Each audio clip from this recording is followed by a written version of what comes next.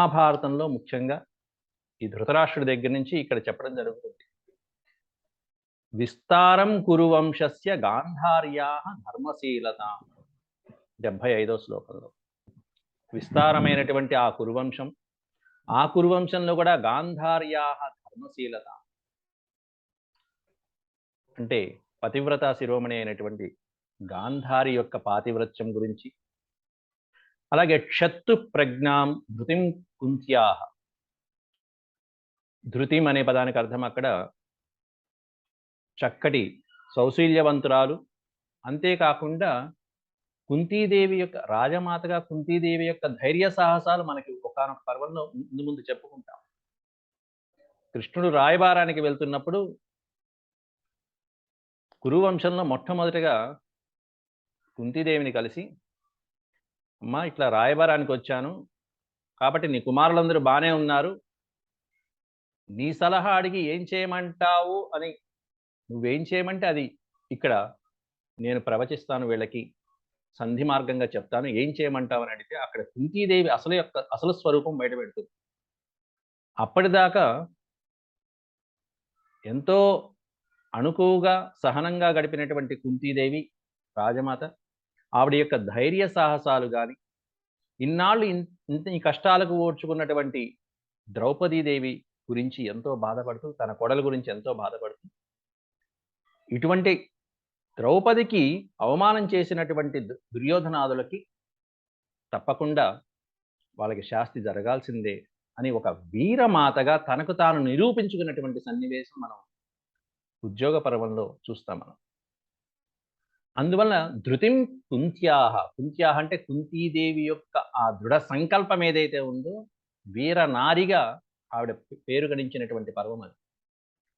అంతేకాకుండా సమ్యక్ ద్వైపాయనో బ్రవీత్, సమ్యక్ చక్కగా ఈ వివరాలన్నీ కూడా ద్వైపాయన అబ్రవీత్, ద్వైపాయన ద్వీపమునందు పుట్టినటువంటి వ్యాస మహర్షి అబ్రవీత్ చెప్పడం జరిగింది ఈ భారత ఇతిహాసం. వీళ్ళ గురించేనా? అంతేకాదు, అసలైనటువంటి జగన్నాటక సూత్రధారి వాసుదేవస్య మాహాత్మ్యం, మాహాత్మ్యం అని ఉంటుంది, కానీ ఇక్కడ ఈ విధంగా పడుతుంది ఇంటర్నెట్లో. కాబట్టి మాహాత్మ్యం అంటే మహత్తు, ఆయన యొక్క గొప్పదనం అనేటివి, ఆయన కీర్తి ప్రతిష్టలు, ఆయన యొక్క గొప్పదనం మొదలైనటువంటివన్నీ. వాసుదేవస్య మాహాత్మ్యం పాండవానాం చ సత్యతాం, పాండవుల యొక్క సత్య ప్రతిష్ట, సత్యం కోసము, వాళ్ళు ఆడినటువంటి మాట కోసము ఏ విధమైనటువంటి ధర్మాన్ని అనుసరించారనేటువంటిది తెలుస్తుంది ఒక పక్కన. మరో పక్కన దుర్వృత్తం ధార్తరాష్ట్రాణం ఉక్తవాన్ భగవాన్ ఋషి, మరో పక్కన ఈ ధార్తరాష్ట్రులైనటువంటి దుర్యోధనాదుల యొక్క దుర్వృత్తి ఎలా ఉంది, పాండవుల యొక్క సద్వృత్తి ఎలా ఉంది అనేటువంటివన్నీ కూడా ఉక్తవాన్ భగవాన్ ఋషి, ఋషులలో భగవత్ స్వరూపుడైనటువంటి వాడు ఎవరై అంటే ఒక్క వ్యాస మహర్షి. అటువంటి వ్యాస మహర్షి చెప్పడం జరిగింది. ఇక ఈ మహాభారతం ఎన్ని శ్లోకాలు?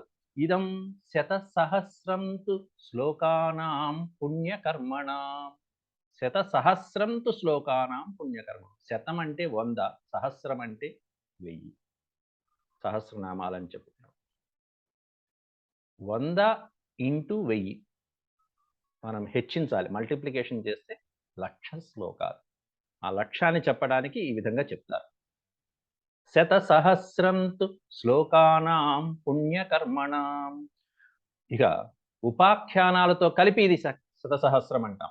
ఉపాఖ్యానము అంటే కథలు, ఆఖ్యానం అంటే కథ, ఒక మహారాజుకి సంబంధించి కానీ, ఒక పుణ్యశీలుని గురించి కానీ, ఒక ధర్మాత్ముడైనటువంటి వాళ్ళ గురించి చెప్పినటువంటి చరిత్ర ఏదైతే ఉంటుందో దాని ఆఖ్యానం అయితే, ఆ ఆఖ్యానంలో మళ్ళీ ఇంటర్నల్గా వచ్చేటువంటి సబ్ స్టోరీస్ ఏవైతే ఉంటాయో, చిన్న చిన్న కథలు ఏవైతే ఉంటాయో వాటిని ఉప ఆఖ్యానము అంటారు. ఉపాఖ్యానం.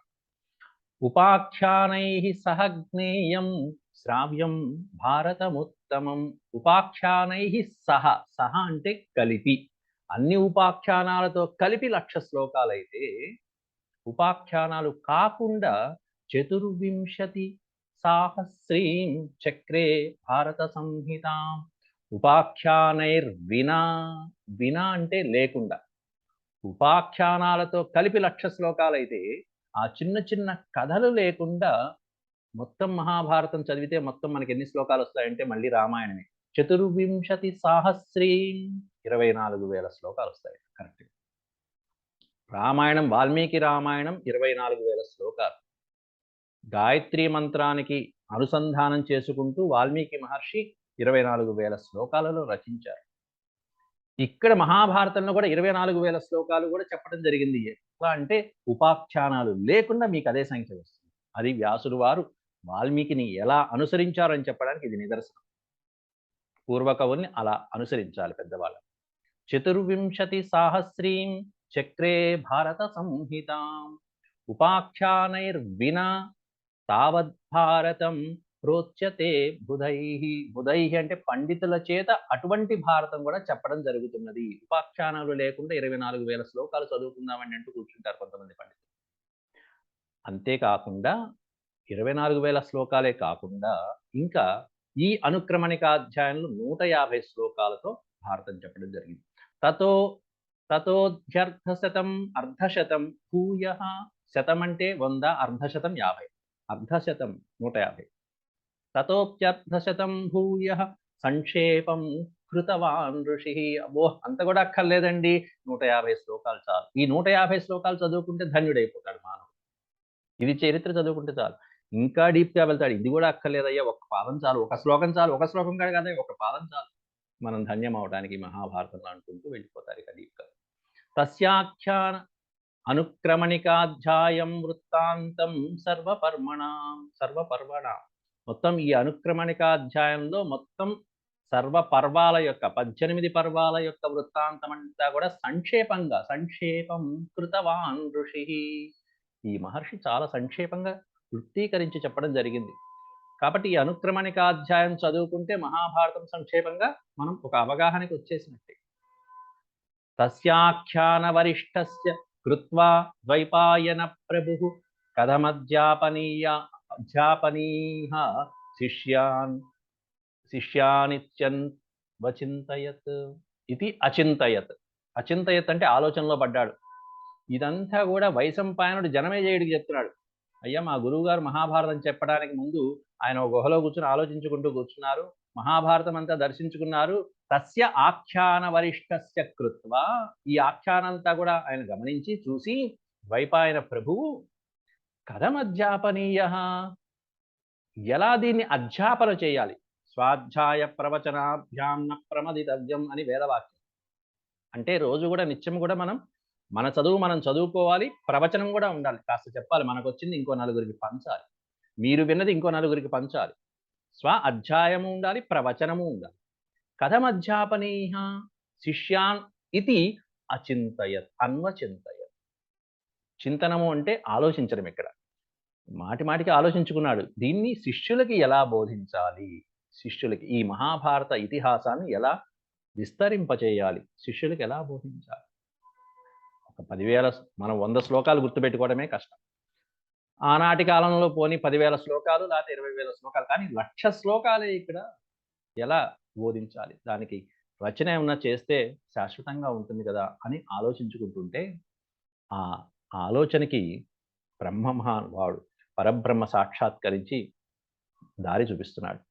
తస్య తచ్చింతితం జ్ఞాత్వా. జ్ఞాత్వా అంటే తెలుసుకుని, ఋషైర్ద్వైపాయనస్య చ తత్రాజగామ భగవాన్ బ్రహ్మ లోకగురు స్వయం. లోకగురువైనటువంటి పరబ్రహ్మ భగవాన్ బ్రహ్మ తత్ర ఆజగామ. తత్ర ప్లస్ ఆజగామ, తత్రాజగామ. ఆజగామ అంటే అక్కడికి సాక్షాత్కరించాడు, ఆ ప్రదేశానికి. ఎందుకయ్యా అంటే వైశంపాయనుడు ద్వైపాయనుడైనటువంటి ఆ వ్యాస మహర్షి ఈ విధంగా చింతిస్తున్నాడు కాబట్టి ఇప్పుడు మార్గం చూపించాలి, నా అవసరం ఉంది.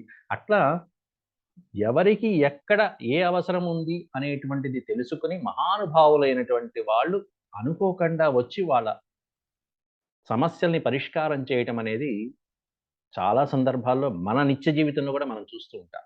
మనం ఎప్పుడైనా ఒక బాధపడుతూ ఉంటే, ఒక సమస్యతో బాధపడుతూ ఉంటే అనుకోకుండా ఒకళ్ళు వస్తారు, ఆ బాధను తీర్చేస్తారు, వెళ్ళిపోతారు.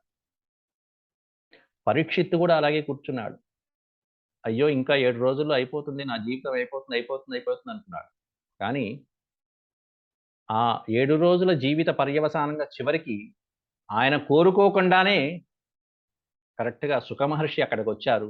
భాగవతాన్ని మొత్తం అంతా చెప్పి మోక్ష మార్గం అందించారు ఆ మహానుభావుడికి పరీక్షిత్తుకి. అట్లా మహానుభావుల యొక్క ఆగమనం అనేటువంటిది మనం అనుకోకుండా ఆ విధంగా జరుగుతూ ఉంటుంది. అది మన పుణ్య ఫలితము, మన సంకల్ప బలం వీటి వల్ల.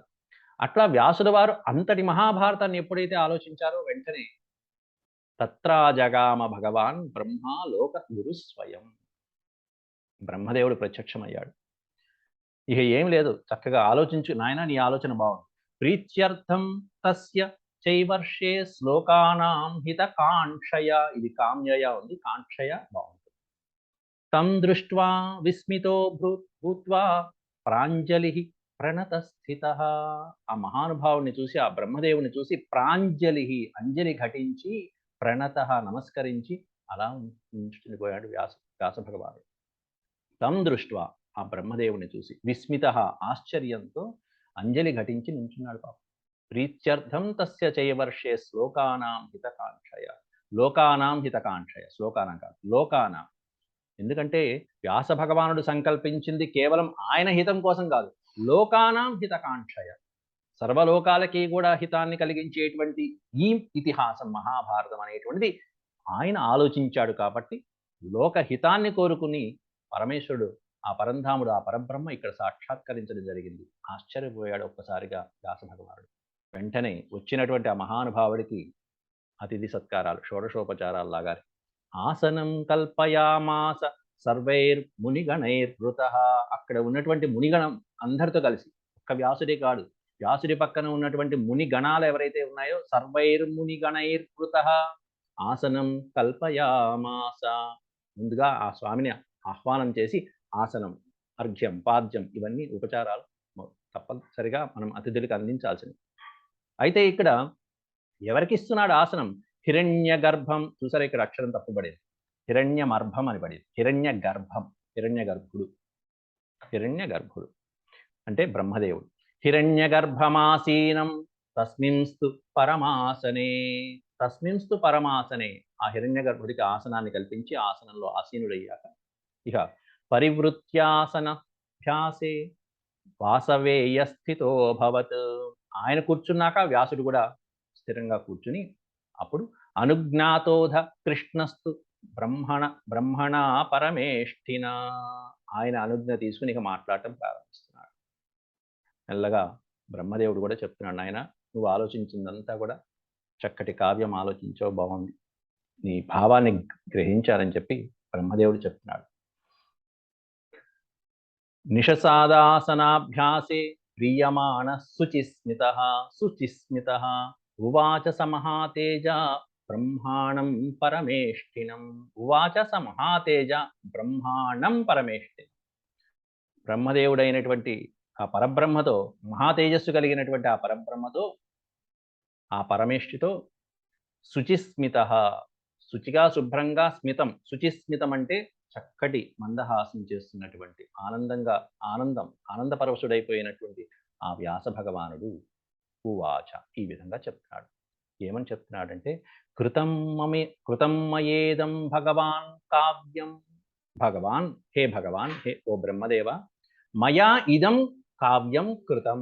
నా చేత ఇప్పుడు ఒక కావ్యం కృతం చేయబడింది, నిర్మించబడింది. ఎక్కడ? మనసులో భావన కలిగింది, సంకల్పం కలిగింది. ఇది ప్రధానం. మనసులో భావన కలగడం అనేది చాలా ముఖ్యమైనది. మయా ఇదం కావ్యం కృతం భగవన్ పరమ పూజితం. ఎలాంటి కావ్యం ఇదంటే పరమ పూజితం కావ్యం. బ్రహ్మన్ వేద రహస్యశ్చ యత్స్థాపితం మయా. మొత్తం చతుర్వేదాల సారమంతా కూడా నేను ఈ కావ్యంలో దర్శించానయ్యా. ఒక వేదం కాదు, బ్రహ్మన్ వేద రహస్యం, వేదాల యొక్క రహస్యం ఏదైతే ఉందో ఆ వేద రహస్యాన్నంతా కూడా నేను ఈ కావ్యంలో దర్శించాను. స్థాపితం మయా. స్థాపితం అంటే ఉంచాను, చూశాను కూడా కాదు. ఈ కావ్యంలో నేను అట్టి పెట్టాను, ఈ కావ్యంలో ఉంచాను. ఒక్క వేదసారమేనా? సాంగోపాంగ నిషదా చైవ వేదానాం విస్తర క్రియా. మొత్తం సా అంగ ఉపనిషదాం అన్నారు.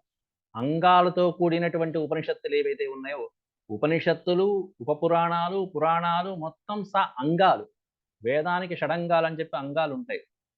శిక్ష, కల్పము, జ్యోతిష్యము, నిరుక్తము ఇట్లాంటివి ఆ షడంగాలతో పాటుగా ఉన్నటువంటి వేదాలు, ఉపనిషత్తులని మొత్తం ఆ వేదాల సారాన్ని, రహస్యాన్నంతా కూడా విస్తరంగా చూశాను. విస్తర క్రియ, సంక్షిప్తంగా కాదు, విస్తరంగా మొత్తం ఎలాబొరేటెడ్.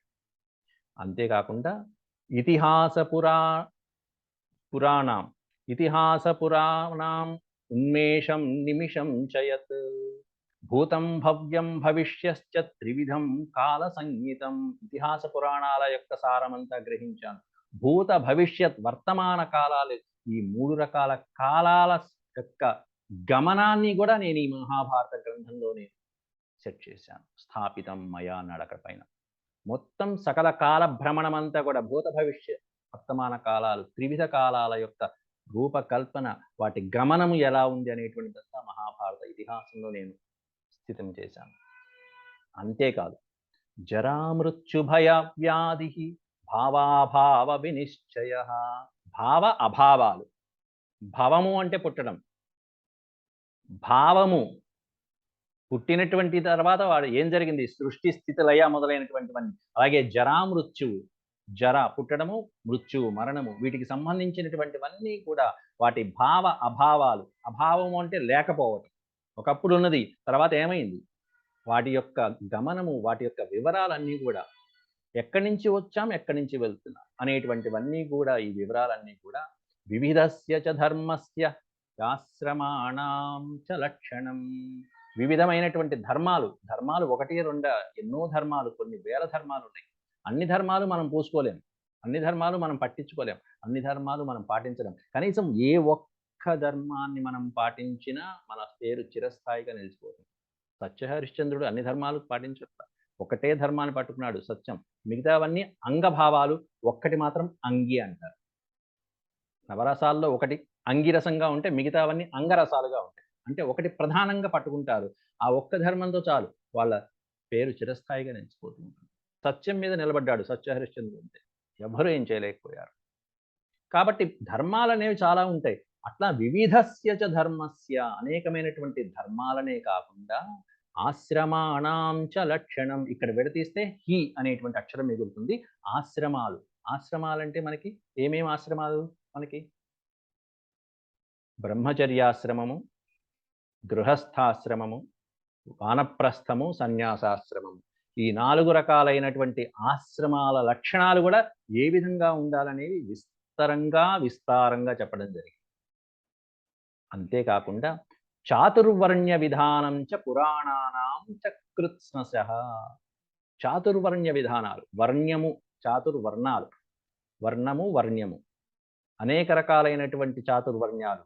అంటే బ్రాహ్మణ, క్షత్రియ, శూద్ర, వైశ్యులు ఎవరైతే ఉన్నారో, వైశ్య శూద్రులు ఎవరైతే ఉన్నారో వాళ్ళ ఆ వర్ణాలు, వారి యొక్క వృత్తులు ఏవైతే ఉంటాయో ఆ వృత్తిని బట్టి ఈ విధంగా మారుతుంది. వాళ్ళ యొక్క వర్ణక్రమం ఎలా జరిగింది ఈ సృష్టిలో అనేటువంటి వివరాలన్నీ. అంతేకాకుండా పురాణాంచ కృత్స్నశః. రకరకాలైనటువంటి పురాణాలన్నీ కూడా వాటి యొక్క సారమంతా కూడా ఈ మహాభారత ఇతిహాసంలో నేను స్థాపించడం జరిగిందయ్యా అంటూ బ్రహ్మదేవుడితో వ్యాసుడు చెప్తున్నాడు. అది కూడా ఎలా అంటే, ఎంత నిష్ఠగా అంటే, తపసో బ్రహ్మచర్యస్య, తపస్సు గురించి, బ్రహ్మచర్యం గురించి, పృథివ్యాం చంద్ర సూర్యయో, ఈ భూమి యొక్క ఉత్పత్తి ఎలా జరిగింది, సూర్యచంద్రుల యొక్క గమనం, వాళ్ళ యొక్క పుట్టుక ఎలా కలిగింది, వాళ్ళ ఉత్పత్తి, వాళ్ళ ఉద్భావం ఎలా కలిగింది. తపసో బ్రహ్మచర్యస్య, వాటి యొక్క తపస్సు యొక్క లక్షణాలు, బ్రహ్మచర్యం యొక్క లక్షణాలు, ఇవన్నీ ఆశ్రమాల యొక్క ధర్మ లక్షణాలని చెప్తాడు. బ్రహ్మచర్యంలో ఎన్ని రకాలు చెప్తాడో మహానుభావుడు. దీంట్లో బ్రహ్మచర్యం తీసుకున్నాను, దీక్ష తీసుకున్నానంటూ ఉంటారు చాలామంది, దాంట్లో ఎన్నో రకాలు చెప్తారు స్వామి. అంతేకాకుండా సూర్యచంద్రులు వాళ్ళ గమనమే కాకుండా గ్రహ నక్షత్ర తారాణం ప్రమాణం చ యుగై సహా. గ్రహ నక్షత్రాలు ప్రమాణం, యుగ ప్రమాణాలు. ఈ ప్రమాణం అనేది యుగై కలుపుకోవాలి.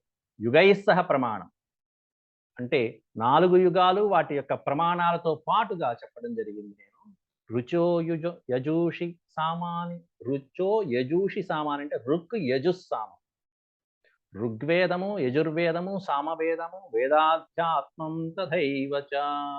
అలాంటి ఆ చతుర్వేదాల యొక్క సారమంతా కూడా చెప్పాను ఈ ఇతిహాసంలో. కేవలం వేదాల ఏమేం మహాభారతంలో ఉన్నాయనేటువంటివన్నీ ఒక ఎసెన్స్ లాగా ఇచ్చేస్తున్నాడు ముందే. మహాభారతం చదివితే ఏమొస్తుంది? ఇదిగో ఇవన్నీ వస్తాయి. అంటే ఒక్క దాంట్లోనే అన్నీ పెట్టేశాడు. ఒకటి చదివితే చాలు అన్నీ చదివినట్టే. ఆల్ రౌండర్ అయిపోతాం. ఇంకా న్యాయ శిక్ష మన భాషలో చదవడం. న్యాయ శిక్ష, చికిత్సా చ చికిత్స వైద్య వృత్తి కూడా దానికి సంబంధించిన అంశాలు కూడా ఉన్నాయి.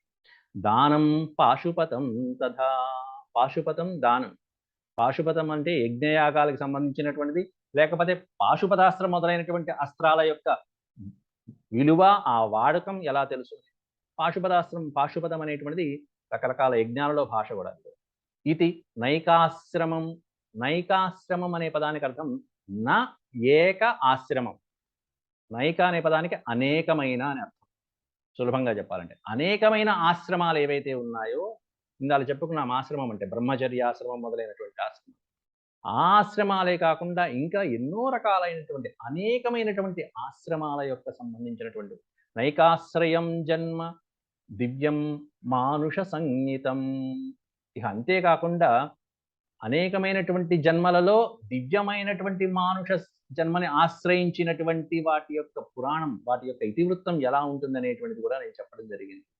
నైకాశ్రయం జన్మ అనేకమైనటువంటి రూపాంతరాలు చెంది చివరికి నరుడుగా ఉద్భావన కలుగుతుంది. మానవుడిగా పుట్టడం జరుగుతుంది. మానవుడు పుట్టిన తర్వాత ఏం చేయాలి? ఒకటే చెప్పారు. ధర్మ, అర్థ, కామ, మోక్షం. ఈ 4టే ప్రయత్నం చాలు. ఇంకేమక్కల సింపుల్ ఒకటే సెంటెన్స్. మానవుడిగా పుట్టినందుకు మనం చేయాల్సిన పని ఏంటంటే ధర్మ, అర్థ, కామ, మోక్షం. ఆ అర్ధకామాలని మొట్టమొదట ఉన్నటువంటి ధర్మాన్ని ఆలంబనగా చేసుకుంటూ ఉండాలి. అర్థాన్నైనా ధర్మంతో ఆచరించాలి, కామాన్నైనా ధర్మంతో ఆచరించాలి. ఇవి చెప్పడం అనేది మానుష జన్మ ఎత్తినందుకు, దివ్యమైనటువంటి మానుష జన్మ ఎత్తినందుకు అది ఫలితం. ఇవే కాకుండా ఇలాంటి న్యాయ చికిత్స, వైద్య చికిత్స, దానం, పాశుపతం లాంటి ఈ శాస్త్రాలే కాకుండా తీర్థానాం చైవ పుణ్యానాం దేశానాం చైవ కీర్తనం నదీనాం పర్వతానాం చ వనానాం సాగరస్య చ. ఇట్లాంటి శ్లోకాలు మీకు నేను చెప్పక్కర్లేదు కూడా, సులభంగా అర్థమైపోతాయి. అంటే సంస్కృతం మీకు వచ్చేసినట్టే.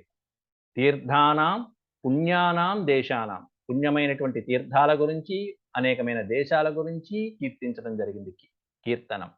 నదీనాం పర్వతానాం చ వనానాం సాగరస్య చ, అనేకమైన నదుల గురించి, పర్వతాల గురించి, వనముల గురించి, అరణ్యాలు, సాగరములు, సముద్రముల గురించి కూడా మొత్తం దీంట్లో చెప్పడం జరిగింది. రామాయణంలో ఇదే సుగ్రీవుడు వానరులందరికీ కూడా అందరినీ తలోదిక్కుకు పంపిస్తూ ఇగో ఈ వివరాలన్నీ ఇచ్చేస్తాడు. మొత్తం భూమండలం మీద ఎక్కడెక్కడ ఏమున్నాయో హిస్టారికల్ ఎవిడెన్స్ అన్నీ కూడా వానరులకి అందిస్తే పక్కన ఉన్న రాముడు ఆశ్చర్యపోతాడు. సుగ్రీవా, నీకు ఇవన్నీ ఎలా తెలుసు? వానరుడి కదా, నీకు ఇవన్నీ ఎలా తెలుసు? ఆశ్చర్యపోతాడు. అప్పుడు చెప్తాడు, మా అన్నయ్యకి భయపడి నేను ఇట్లా చాలాసార్లు రౌండ్లు వేసాను, మొత్తం భూమండలం అంతా కూడా 10 సార్లు రౌండ్లు వేసాడు. కాబట్టి అప్పుడు నాకు ఇవన్నీ బై హార్ట్ అయిపోయినాయి. ఈ రూట్లన్నీ కూడా నాకు అప్డేట్ అయిపోయి. అట్లా వ్యాసుడు ఈ మహాభారతంలో అనేకమైన శాస్త్రాలతో పాటు ఈ హిస్టారికల్ ఎవిడెన్సెస్ కూడా ఇచ్చేశాడు. మొత్తం జాగ్రఫీ. పురాణాం చైవ దివ్యానాం కల్పానాం యుద్ధ కౌశలం. పురాణం చైవ దివ్యానాం కల్పానాం, దివ్యమైనటువంటి కల్పాలు, యుగాలే కాదు, బ్రహ్మకల్పాలు ఏవైతే ఉంటాయో ఆ కల్పాల గురించి, అనేకమైన యుద్ధ శాస్త్రాల యొక్క కౌశల్యం గురించి. కౌశల్యం అంటే నైపుణ్యం, యుద్ధ నైపుణ్యము, యుద్ధ విద్యల గురించి. అంతేకాకుండా వాక్య జాతి విశేషాశ్చ లోకయాత్రాక్రమశ్చయః యశ్చాపి సర్వగం వస్తు తచ్చైవ ప్రతిపాదితం పరం న లేఖకః. అంతా చెప్పి చివరికి పరం కానీ న లేఖకః, ఇంత భావించాను కానీ మనసులో రాసేవాడు దొరకట్లేదయ్యా బ్రహ్మదేవ అంటూ పట్టు కూర్చున్నాడు. అందుకేగా ఆయన వచ్చింది ఇది చెప్పడానికి. వాక్యజాతి విశేషాశ్చ, అనేకమైనటువంటి వాక్యాలు, సర్వగం వస్తు, ఇక దీంట్లో చెప్పనటువంటి వస్తువు అంటూ, విషయం అంటూ ఏది లేదు. అన్ని వస్తువుని, అన్ని విషయాల్ని నేను ప్రస్తావించాను, ప్రతిపాదించడం జరిగిందయ్యా. కానీ పరం కానీ న లేఖక కశ్చిత్ ఏతస్య భువి విద్యతే. ఈ మహాభారతాన్ని నేను చెప్తే రాయగలిగినటువంటి వాడు భువి న విద్యతే, భూమి మీద లేనే లేడయ్యా అట్లాంటి వాడు కావాలి, నాకు సహాయం కావాలి అని బ్రహ్మదేవుడికి అప్లికేషన్ పెట్టేశాడు వ్యాసుడు. వెంటనే బ్రహ్మదేవుడు తపోవిశిష్ట తపోవిశిష్టదపి వై వసిష్ఠాన్ మునిపుంగవాత్. నాయన వసిష్ఠాన్ మునిపుంగవాత్, ఆ వశిష్ఠుని యొక్క ముని మనవడిగా పుట్టినటువంటి వాడు, వశిష్ఠుని యొక్క వంశంలో పుట్టినటువంటి వాడు వ్యాసుడు. అందుకే వాసిష్ఠాయ నమో నమః అంట మనం ప్రార్థనా శ్లోకం. తపో విశిష్టదపి వై, ఆ తపో బలం చేత, విశిష్టమైనటువంటి తపస్సు చేత, మన్యే శ్రేష్టవ్యం త్వాం వైరహస్య జ్ఞాన వేదనాత్. మన్యే శ్రేష్టవ్యం త్వాం, శ్రేష్టమైనటువంటి రహస్యమైనటువంటి ఈ వేద జ్ఞానాన్నంతా కూడా నువ్వు పొందావయ్యా నీ యొక్క తపశ్శక్తితో, విశేషమైనటువంటి తపశ్శక్తితో. అంతేకాదు నీ జన్మ ఎంత అద్భుతమైనటువంటి జన్మ, పవిత్రమైన జన్మ. జన్మ ప్రభృతి, నువ్వు పుట్టినప్పటి నుంచి కూడా సరస్వతీదేవి నీ నోట్లో అలా సత్యవాగ్ధారణం కలిగేట్టుగా చేస్తున్నదయ్యా. అది నీ గొప్పదనం. ఎందుకంటే నీ జన్మ అంత పవిత్రమైన జన్మ, అంత గొప్ప జన్మ. అందువలన సాక్షాత్తు వాణి, ఆ సరస్వతీదేవి, ఆ వాగ్దేవతే వచ్చి నీ నోట్లో సత్యాన్ని పలికిస్తున్నది. నీ నోట్లో నీ వాక్కు, నీ భావన, నీ క్రియలు, నువ్వు చేసేటువంటి కర్మ, ఇవన్నీ మహతాం ఏకరూపత అంటారు. అంటే చేసేటువంటి మన మనసులో ఆలోచన కానీ, మనం మాట్లాడే మాట కానీ, మనం చేసే కర్మ కానీ మహానుభావులైనటువంటి వాళ్ళకి ఒకే రూపంలో ఉంటాయి, దుర్మార్గులకి భిన్న భిన్నంగా ఉంటాయి. అంటే వాళ్ళు చెప్పేది ఒకటి, చేసేది ఒకటి, మాట్లాడేది ఇంకోటి అట్లా ఉంటుంది. జన్మ ప్రభృతి సత్యాంతే వేద్మి గాం బ్రహ్మవాదిని త్వయాచ కావ్యమిత్యుక్తం తస్మాత్ కావ్యం భవిష్యతి. సత్యాంతే అంటే నువ్వు పుట్టినప్పటి నుంచి కూడా నువ్వు సత్యవాదిగానే ఉంటున్నావయ్యా, బ్రహ్మవాదిగానే ఉంటున్నావు. దానికి కారణం సాక్షాత్తు ఆ వాగ్దేవతే నీకు అవకాశం ఇచ్చింది. అంతేకాకుండా త్వయాచ కావ్యం ఇత్యుక్తం, నీవే ఈ ఇతిహాసాన్ని కావ్యం అని పలకడం జరిగింది. ఇతి ఉక్తం, ఉక్తం అంటే పలకడం జరిగింది. తస్మాత్ అందువలన కావ్యం భవిష్యతి, ఇప్పుడు నువ్వు చెప్పేది కూడా కావ్యం అని పిలువబడుతుంది. ఇక ఈ కావ్యానికి సమర్థులైనటువంటి వాళ్ళ గురించి, వాటి గురించి వివరాలు ఇస్తున్నాడు. అస్య కావ్యస్య కవయో న సమర్థా విశేషణే. సామాన్యమైనటువంటి కవులు ఈ కావ్యంని చెప్పడానికి న సమర్థులు కానే కాదు, నీలాంటి వాడు తప్ప. ఎందుకంటే మహాభారతాన్ని చెప్పాలంటే, ఒక శాస్త్రాన్ని చెప్పాలన్నా, చదవాలన్నా దానికి ఎంతో నిష్ఠ, తపశ్శక్తి కావాలి. అది నీకు మాత్రమే సాధ్యం. విశేషణే గృహస్థస్య శేషాస్త్రయ ఇవాశ్రమాః. ఆశ్రమాః, 4 రకాలైన ఆశ్రమాలు ఏవైతే ఉన్నాయో వాటన్నిటిలోకెల్లా ఉత్తమమైనటువంటి ఆశ్రమం ఏది? బ్రహ్మచర్యాశ్రమమా, గృహస్థాశ్రమమా, వానప్రస్థమా, సన్యాసాశ్రమమా? విశేషేణ గృహస్థస్య. 4 ఆశ్రమాలలో గృహస్థాశ్రమం ఎలా అయితే విశేషమైనదో, అత్యంత కష్టమైనదో, చాలా గొప్పదో, ఆ గృహస్థ జీవితాన్ని గడిపినటువంటి మానవుడు ఇక ఏదైనా చేయగలడు, అది విశేషమైనది. అట్లా సర్వశాస్త్రాలలో, సర్వకావ్యాలలో ఇదిగో నువ్వు చెప్పబోతున్న మహాభారతం అంత గొప్పదయ్యా అంటున్నారు బ్రహ్మదేవుడు స్వయంగా. ధరినోత్మత్తం తమోభూతం జగద్భవేత్ యది జ్ఞానహుతాసేన త్వయా నోజ్వలితం భవేత్. తమసాంధస్య లోకస్య వేష్టితస్య స్వకర్మభిః జ్ఞానాంజనశలాకాభిర్బుద్ధిర్నేత్రోత్సవః కృతః. ముందు శ్లోకాలు. జ్ఞానాంజనశలాకాభిః బుద్ధినేత్రోత్సవః కృతః.